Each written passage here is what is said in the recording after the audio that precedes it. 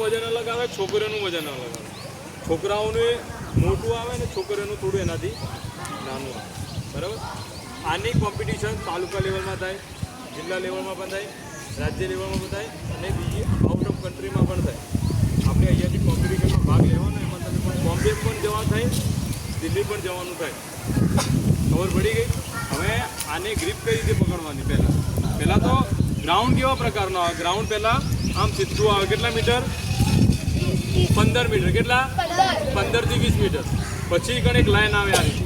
પછી એનાથી સાઈડમાં આ રીતે લાઈન છે. ખબર પડી? આ રીતે જાય. કેટલા મીટર હોય? 100 મીટર સુધી. આપણે ઇન્ડિયાનો રેકોર્ડ કેટલો હોય? 92.65 મીટર.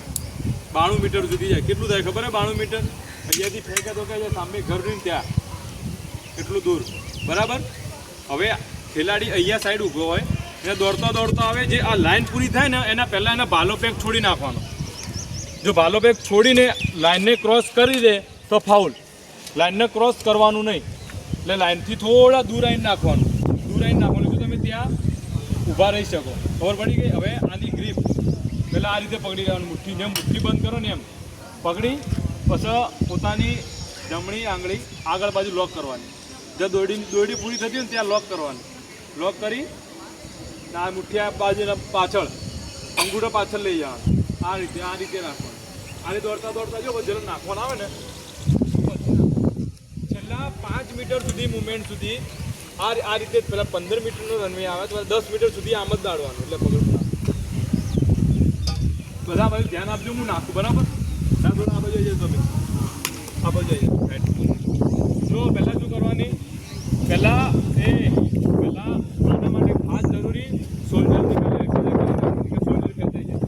બરાબર. એટલે શોલ્ડરની એક્સરસાઇઝ રીતે કરવાની. ગ્રીપ મૂકીને આ રીતે શોલ્ડરની કરવાની. આખી શોલ્ડર આના પર ના કરતા આપણે એની સસ્તી તેલ તૂટી જશે. મોંઘી આવે લાખ 1.5 લાખ વાળી એના કરો તો ચાલે. ખબર પડી ગઈ. તો પહેલાં કઈ રીતે કરવાનું સમજી લો કે અહીંયા લાઈન છે. બરાબર. આને ક્રોસ નહીં કરવાની મારે. આના ક્રોસના પહેલાં નાખવાની. જો આ પકડી લોક કરવાનો. પછી દોડતા જવાનું. પછી ખબર પડી ગઈ. ધ્યાન લેતા એક જણો લેતા ખબર પડી ગઈ. પણ હું લાઈન ક્રોસ કરી જોઈએ તો આ જુદા આવું થાય. આ ગણાય નહીં. તો નાખીને બોડીને કંટ્રોલ કરવાની. હવે બીજી વખત નાખું એમાં પહોંચી જાય ત્યાં જ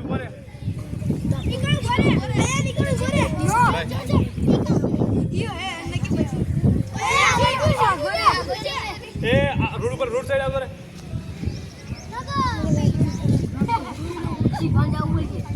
હવે જુઓ પાછા વાતો મત કરો. હવે હું લાઈન ક્રોસ નહીં કરું. લાઈન ક્રોસ નહીં કરો તો સહી ગણાશે.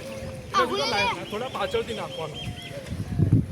આ લાઈન ક્રોસ થઈ જશે જ્યાં સુધી પોઈન્ટ જ્યાં ભાલાનો પોઈન્ટ ના પડે ત્યાર સુધી તમે આ લાઈન ક્રોસ ના કરી શકો. પોઈન્ટ પડી જાય એના પછી તમે આગળ આવી શકો. પણ આપણે કોશિશ કરવાની કે આગળ આવવાનું જ નહીં. ખબર પડી ગઈ. ફરીથી જોવું કે આવડે